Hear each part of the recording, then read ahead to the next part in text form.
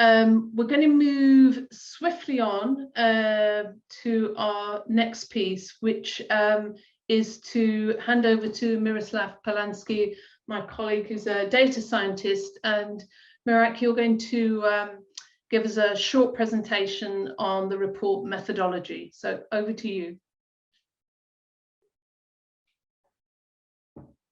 Okay, thank you, Liz. Let me just share my slides. Okay. Hello, everybody. It's a pleasure for me to present to you an overview of the methodology that we use in the State of Tax Justice report of 2021 to estimate the tax revenue losses due to tax abuse.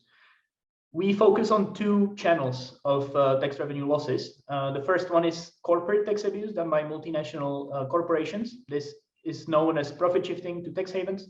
And another channel of international tax abuse is that of private offshore wealth related tax abuse. And we estimate these tax revenue losses at the country level. We try to be as comprehensive as possible. So we provide estimates for around 200 countries. We aim to use the best available state-of-the-art methodologies from academic literature, which I will describe here briefly, and then they are described in detail in a separate methodology document that you can find online along with the report. We then compare the results of tax revenue losses of these estimates to the size of the economies, the tax revenues currently collected, and the health expenditures of governments, and also the COVID-19 vaccine prices to express it in real terms that are relevant to this year. So for the first channel of corporate tax abuse, the data that we use to estimate the losses in this channel come from the OECD, from the country by country reporting. The latest available data is for 2017, which was published this summer. So that is what we are using in the report. The data also has lots of missing values, which we use a model of foreign direct investment data to estimate the missing parts to get a global picture, a comprehensive picture of profit shifting patterns around the world. We also use a specific approach to eliminate an issue of the CBCR data by OECD, which is in double counting, which was raised by several researchers in the recent past. So we take an approach to eliminate this double counting to get as accurate estimates as possible. The methodology that we use is called profit misalignment method. The core of the methodology is that we compare the location of reported profits with the location of economic activity of multinationals. We measure economic activity by sales and employees and wages, so where the economic sort of profit is actually arising, and we compare that to where corporations report their profits. Then the misalignment between these two is the profit that is shifted from the countries where the economic activity has taken place. To arrive at the estimates of tax revenue losses, we then multiply the shifted profits by the corporate income tax rate that would have otherwise been paid in the original jurisdictions of where the profit arised. Now, to give you a small example to better grasp the methodology, let's look at the case of India for 3 example countries. So in India, let's say there are only 3 groups of multinational corporations operating. Ones are domestic from India, ones are from the United States, and one are from Bermuda. Now we see some profits that are reported in India. So let's say 69 billion for Indian multinationals, 11.8 billion for United States multinationals, and 34 million for Bermudian. Now, we take the share of global profits of these multinationals and calculate how much of it is reported in India. So we see that the US multinationals report 0.22% of their global profits in India. And in the column C, we see the share of actual economic activity by these multinationals. So we see that it's a little bit more for the United States multinationals at 0.36. For Bermudian multinationals, we see that it's a low share of economic activity, but even a lower share of the global reported profits that are reported in India. We then calculate the misalignment between these two and then translate that back into money terms to arrive at an estimate of the misaligned profit. From this misaligned sort of shifted profit into tax havens, We then calculate the potential tax revenue that could have been collected on these profits had they been taxed in India.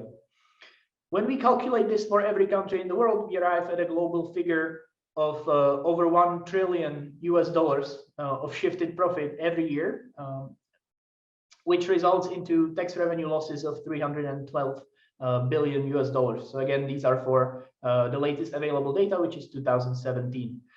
We need to keep in mind that for this channel, we use the CBCR data reported by the OECD, which only includes large multinational corporations with revenue above the threshold of 750 million euros in revenue. And so we only estimate these shifted profits are only done by these large multinational corporations that we see in the data. So it is a lower bound estimate in this sense. We also only focus on direct losses of the profit that is shifted in the current year. We do not focus in these numbers on what we call the indirect losses, which are estimated by some research to be 3 to 4 times larger than the tax revenue losses, the direct ones. And so those would come from the additional effects of tax competition and so on. For the second channel of private offshore tax abuse, we rely on data from the Bank for International Settlements on cross-border bank deposits. And we use this data as a proxy variable for how all offshore financial wealth is distributed. So the Bank for International Settlements publishes data on where people own banking deposits. And we assume, for the lack of better data sources, we assume that this distribution of bank deposits is the same as that of all offshore financial wealth. The methodology then identifies the origin of what we call abnormal bank deposits in secrecy jurisdictions, and we use that to assign the ownership of offshore financial wealth. So we then combine it with an estimate of how much offshore financial wealth there is, and we estimate the distribution of ownership of this financial offshore wealth to assign the tax revenue losses that are related to those investments. So just to show you briefly the data where we started from, on the left part of this slide, you see a graph when on the horizontal axis, you have the secrecy score in an area that we call ownership registration. So this is part of the Financial Secrecy Index, which is a tool that we are developing at the Tax Justice Network. So 100 on this scale means the most secretive possible. 0, on the other hand, means the most transparent possible. And on the vertical axis, we see the log of inward bank deposits as a share of GDP. So sort of the intensity of bank deposits relative to the size of the economies. So we see that some jurisdictions are very high on this metric on the vertical axis. And those are predominantly those that offer large opportunities for hiding one's identity via shell corporations and so on.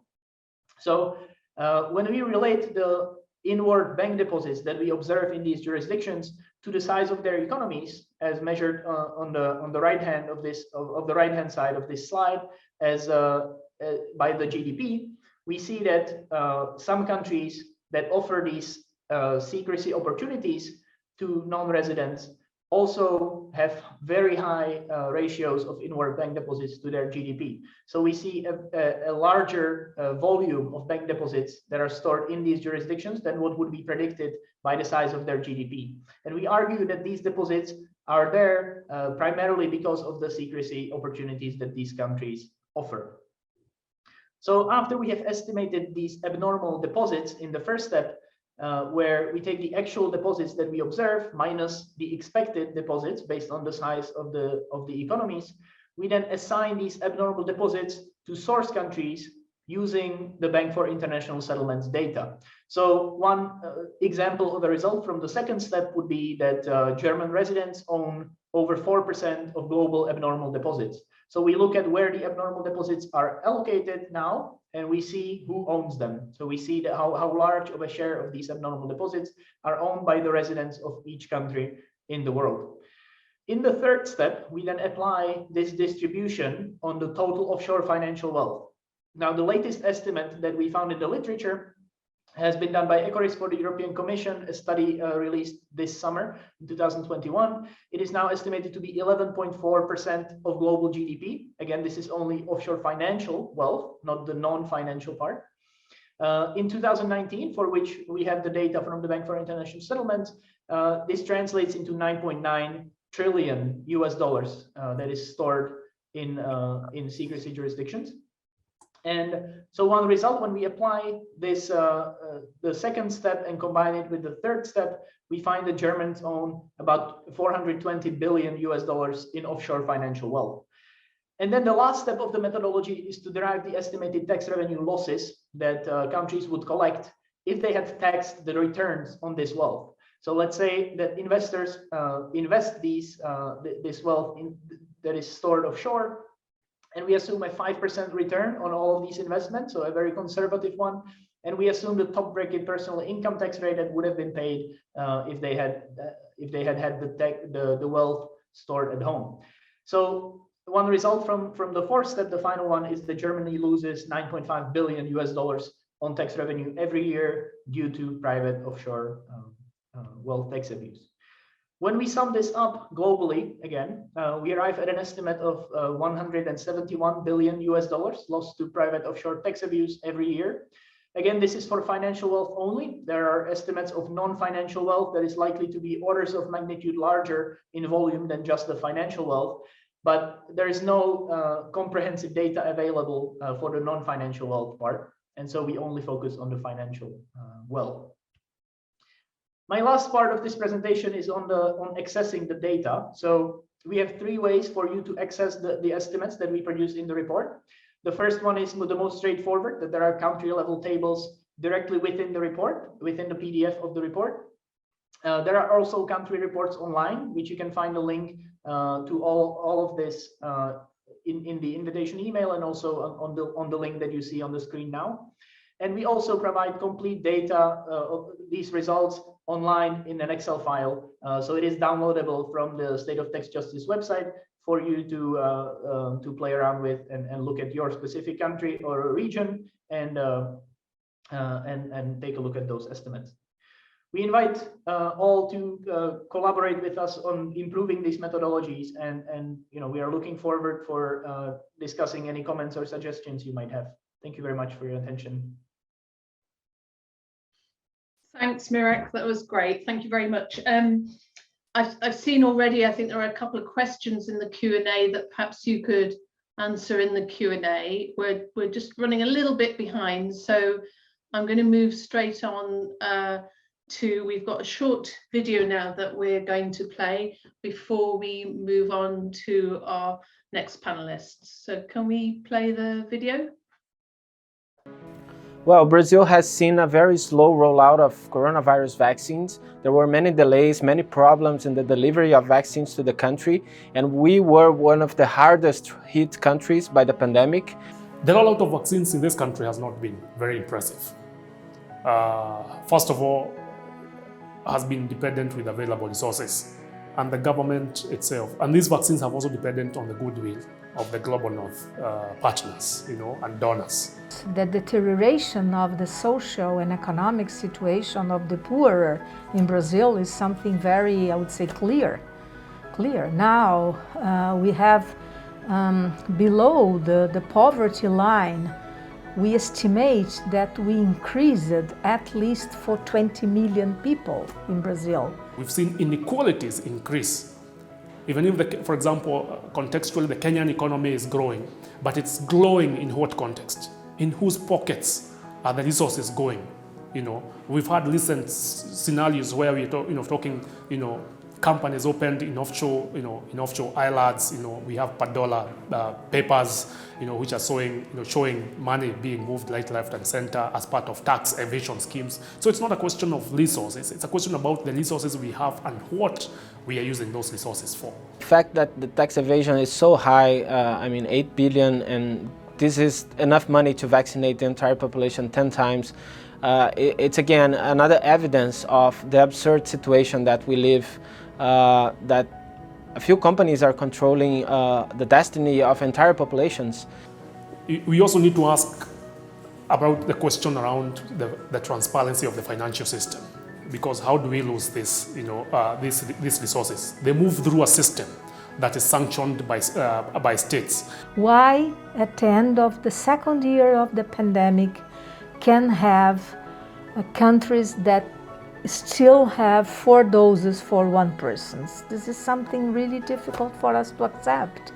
And so the inequalities between North and South in terms of the vaccines does emulate the same inequalities that we are used to see with other things, with medicines, other vaccines, food, good water, sanitation. You know, when it comes to vaccines between Global North and Global South, this is where, when we need to decolonize. We're still receiving vaccines in Global South as a condition. And this is a question of human rights and human dignity. We do need public health system to be strong, to be covering everybody, to be able to reach those that are most excluded. For that, the public health system needs to have sufficient funding. So if you have tax evasion, if you have monopoly powers, abusive prices, this is all against the sustainability of public health systems. There is no choice, but we have to clamp down on tax abuse as a country. And this point, when we think about the resources leaving Kenya, for example, we have to clamp down on that, because it has, it erodes our capacity as a country. We need to stop this kind of draining of the money that should be in the public health system, serving the right to health of our populations. And to stop that, we need to denounce these kind of abuses that are happening either through the monopoly powers or through the tax evasion schemes.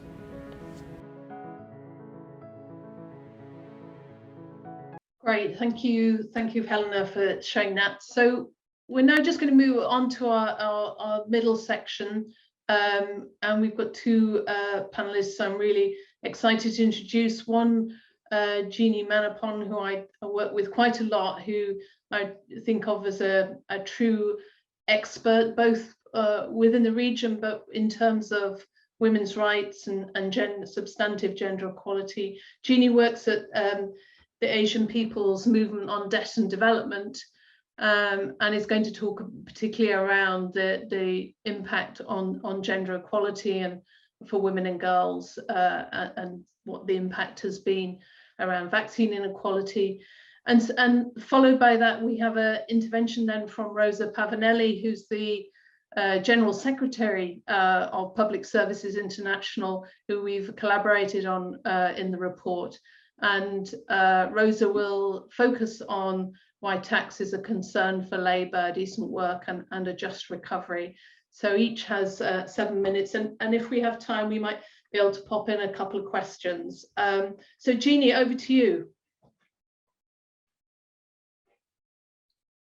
Thank you very much, Liz. It's a pleasure and honor to be here.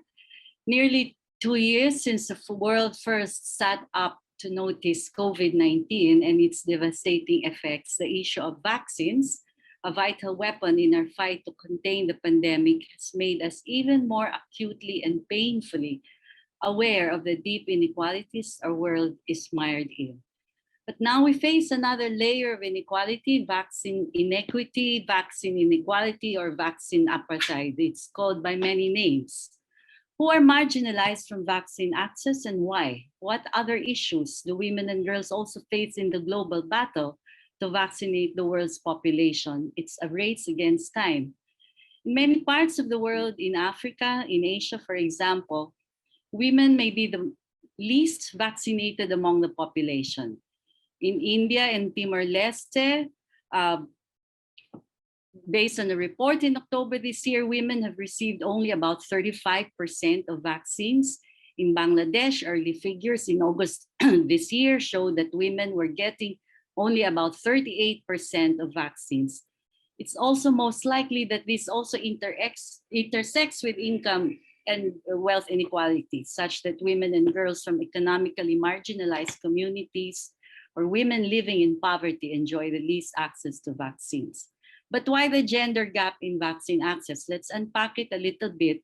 Some of the factors that we observe and understand One is the poor access to information about vaccines, especially important scientific information that would shatter some myths. No? Women are especially concerned about possible effects on fertility and reproductive health. And then there's also wrong information about the costs of vaccines. Another factor is the women's multiple burden and poor access to public space. Given that women's care work intensified during the pandemic and the lockdown, social norms that tie women to care work and to housework particularly, and that make women time poor, make it more costly in terms of time and resources for women to even just consider stepping outside of the home to access the nearest health center. And in some places, due to deeply embedded patriarchal norms, women are also discouraged and even sometimes forbidden to step outside the homes.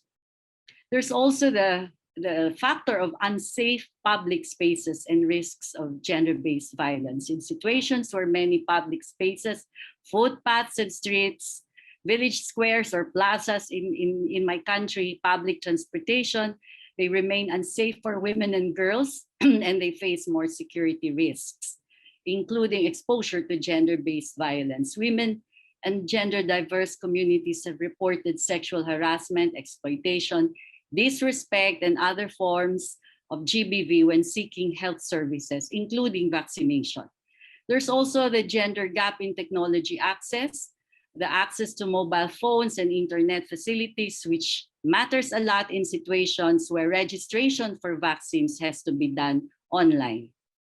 Women also have less access to documentation or documents that are often required to register for vaccination programs. Identification cards, proof of residence, and so on, and which also, of course, assume basic literacy. And we all know that in many parts of the world, there continue to be serious gender gaps in basic and functional literacy. Then there's also the deep-seated lack of trust in health services and medical personnel in general, drawn from women's lived experience, that also shapes what is often referred to as poor health-seeking behavior among women, and now also referred to as vaccine hesitancy.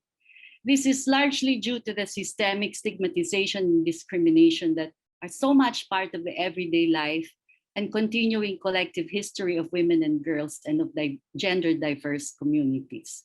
Of course, these are only some of the factors. The Asia Pacific Gender in Humanitarian Action Working Group, which brings together UN agencies, international NGOs, and government agencies, humanitarian practitioners, recently mapped out some of the gendered barriers in our region, where women make up around 80% of frontline healthcare workers, summarizing them into 5 categories: gender norms, information access, physical access, intersecting vulnerabilities, and again, the word hesitancy, which I would prefer to describe as a symptom of a historic lack of trust in health systems due to discrimination.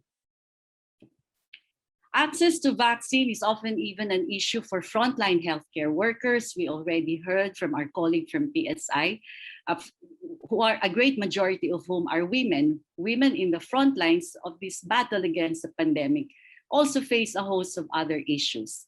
When India launched the world's biggest vaccination drive in March this year, the spotlight soon quickly turned to the situation of India's foot soldiers in the vaccination drive, the ASHA workers, as they are called, the accredited social health activists who go into the field, taking on the multiple task of conducting surveys for contact tracing, disseminating information, verifying IDs, following up travel history of migrants, all on top of their routine work of assisting in childbirth, other immunization programs, and running public health centers.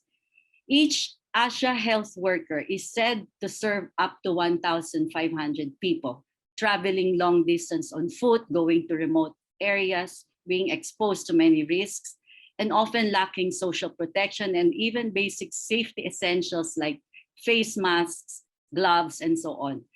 And they themselves, as we also already heard, have had to wait their turn in long vaccination queues, also contending with long working hours and low wages. We all know that this gender gap in vaccine access has serious consequences for women and girls, for their health, security, and safety, and for their ability to enjoy other rights, the right to work, freedom of movement, and so on. Gender equity in vaccinations will improve public health outcomes and mitigate gender-based violence and abuse.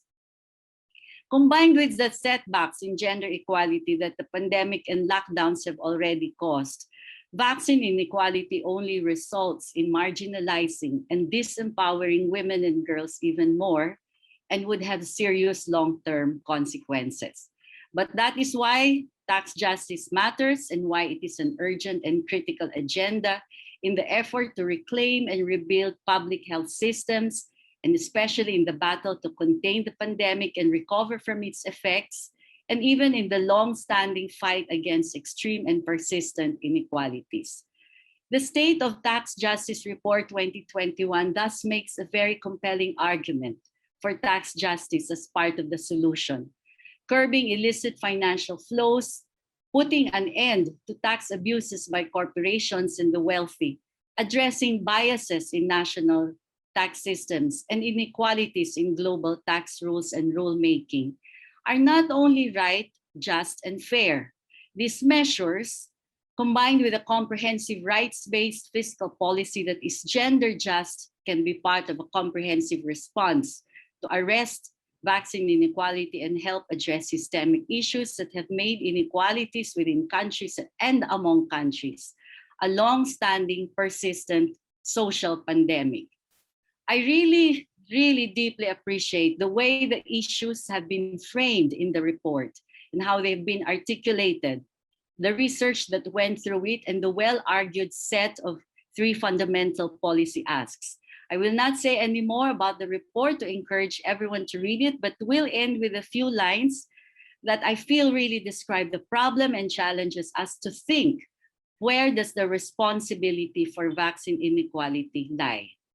For women, and this is on page 18, at least in the copy that I have, for women on the front line of care at home and in health and social care settings, for women in informal work and for those living in poverty, and or with existing fragile health exposed and at risk to COVID-19, policy conditionality and debt burden has reinforced inequalities and the calamitous impact of the pandemic. Disgracefully, some commentators have attempted to redirect responsibility for low global vaccine coverage by pointing to vaccine hesitancy, a phenomenon that apparently of marginalized communities and low-income countries. The finger of responsibility and culpability, says the report, must more emphatically point at those who tax abuse. I couldn't agree more. So congratulations and a very big thank you to the researchers, writers, and publishers of this extremely timely and compelling report. Jeannie, thanks so much for that, and particularly as well as your warm words around the report, just the very granular and graphic kind of understanding that you have and have brought to the conversation about substantive gender equality. I'm going to move straight on to Rosa Pavanelli, and I hope, Rosa, you're able to join us now.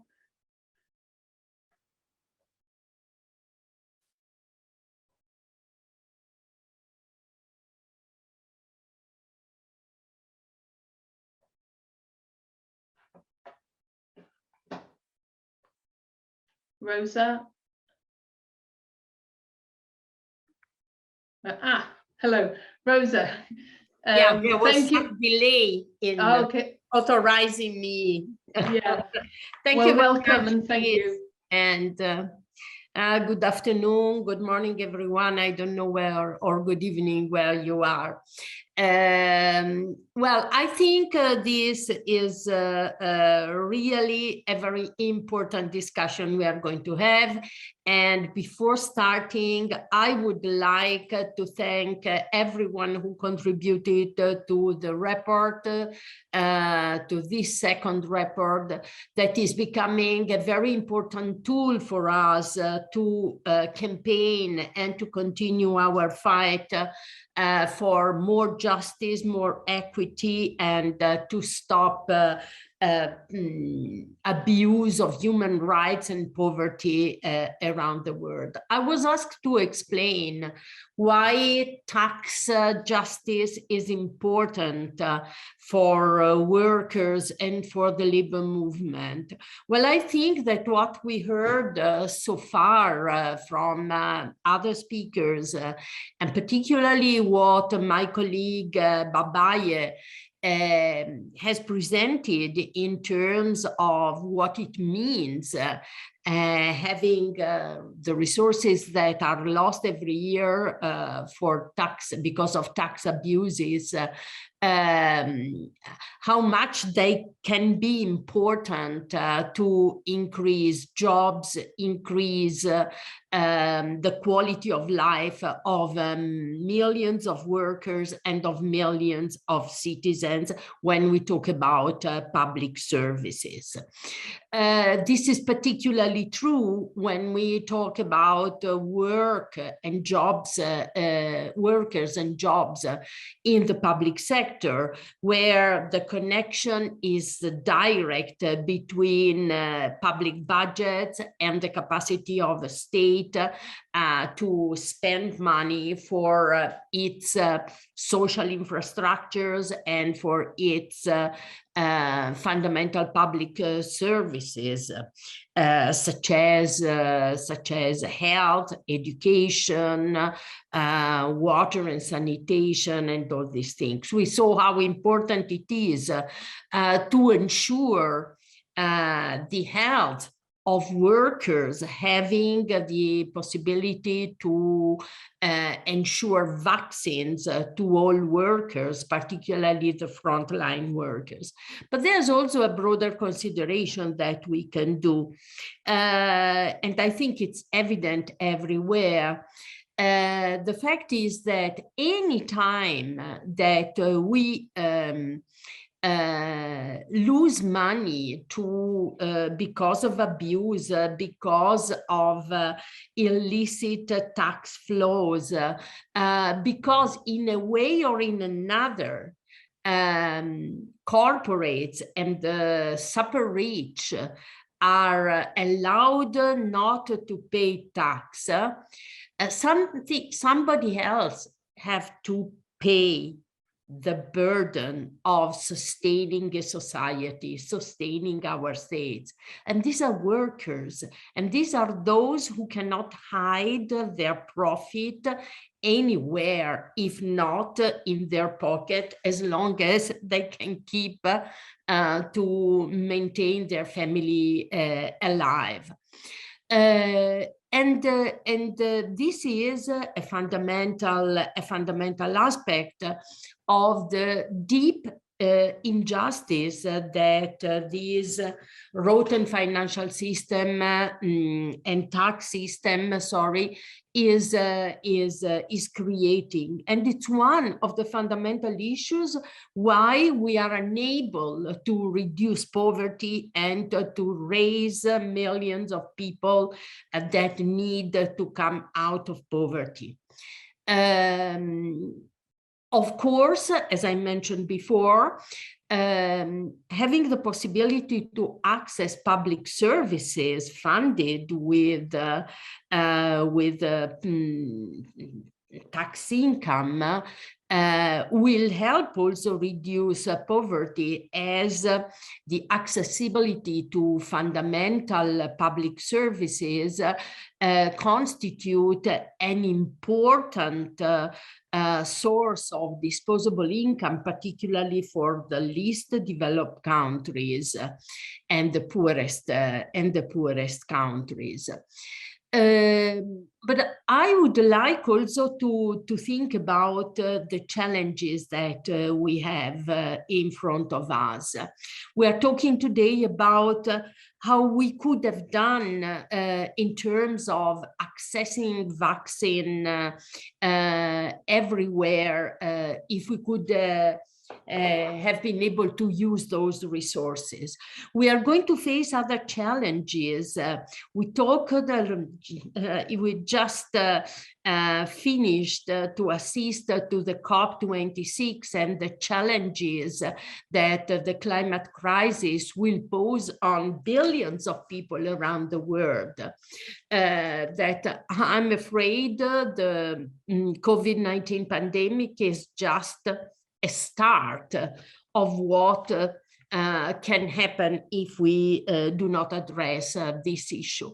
Well, 483 billion that are lost, that have been lost this year for tax abuse is almost 5 times what the richest countries decided to contribute to address the climate crisis and to support a just transition. And just transition has to do with, of course, the transformation of renewable energy, but also to ensure that we can keep jobs in the energy sector. And having 5 times the money that has been made available and not yet paid, I must say, to the poorest country is something really important to think about how to sustain a labor market and how to sustain a sustainable development. And we're talking about the fact that millions of people continue to work in informal sector, have no access to any sort of protection. And so thinking to the need to extend social protection, as we saw, is crucial, is essential when some emergency happened, as we saw in these past 2 years.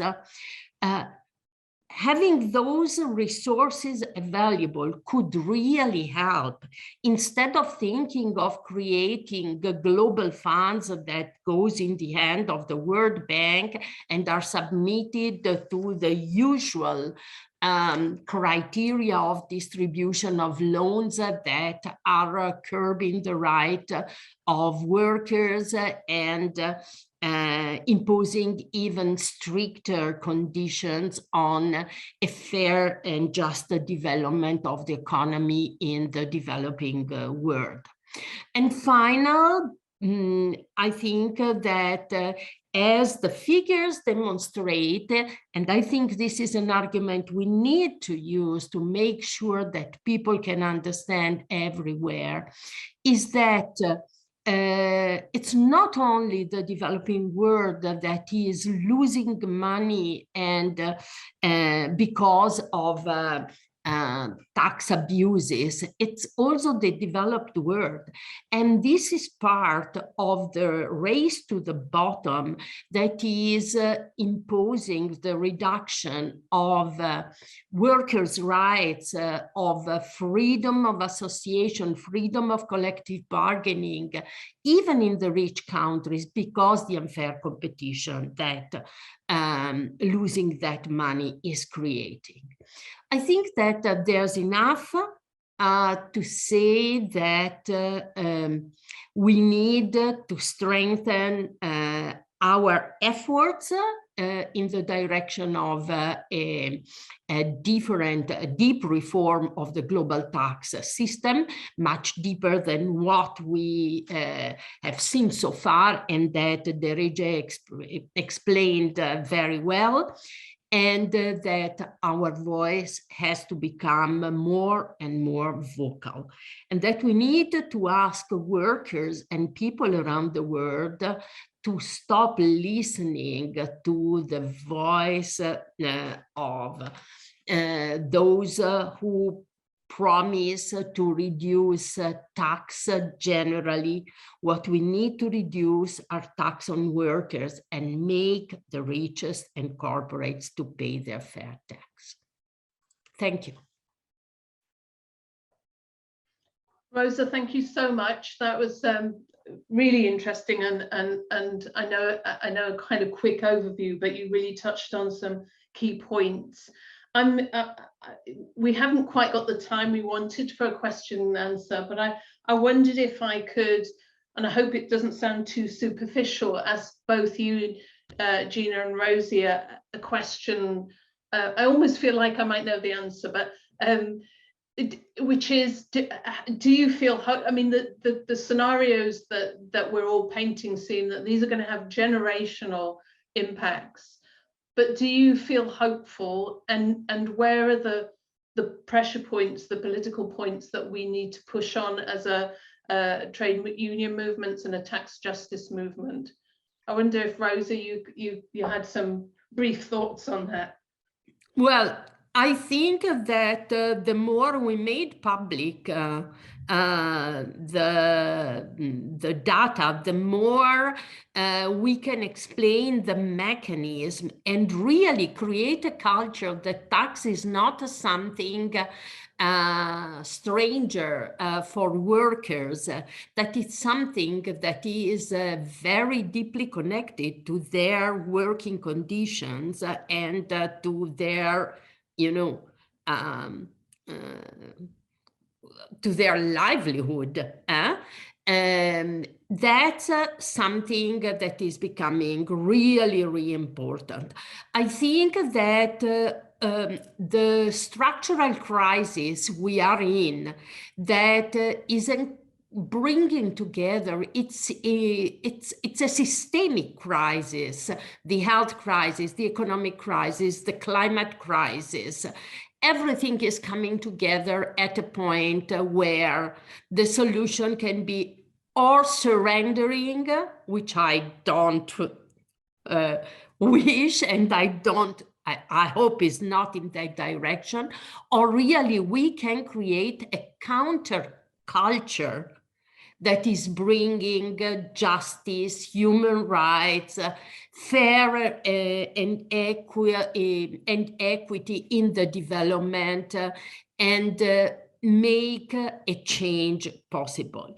What I think it's important, as it is also stated in the report, is that the tax reform agreed by the G20 and OECD, which is absolutely insufficient and is trying to maintain this system, is a sort of fig leaf on the obscene situation of these tax abuses, but is at the same time admitting that there's something very wrong in the system and need to be addressed.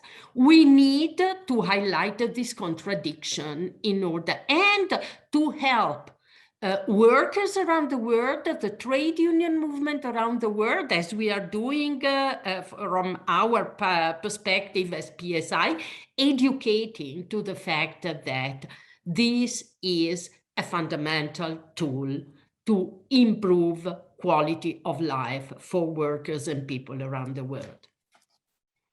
Right, thank you so much.